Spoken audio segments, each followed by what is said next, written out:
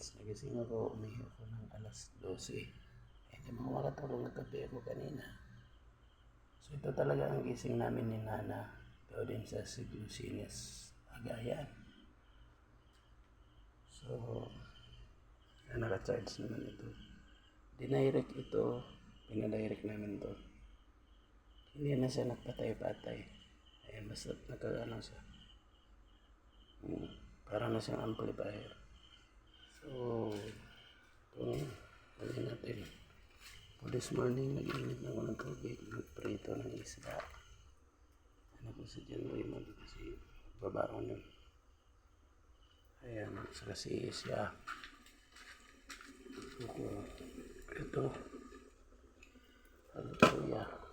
Ayan. Ayan.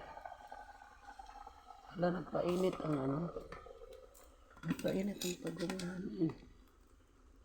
Ayan o, nalamigan ba ang pagong namin? Halika dali. Yan na siya dito talaga yung ganun.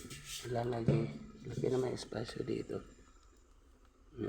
Kasi isang taon na sa magto 2 years siguro yan.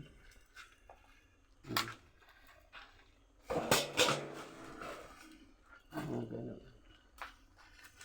2 years. Excuse me po. Ayun sa pamangkin na yun sa mayayin. Pero yung isa, ayun ko kung nasaan doon sa labas. Yung bagong nakuha namin. Ano Pagong? Good morning po. Pagong. Ayan. Diba? Tago ka lang yan ha. Dito yun sa langgi. Nagpapainit sa pagmapasal. So, get na sa song. More happiness and good health to come in its liberal year. And Philippines. And all nations of the world.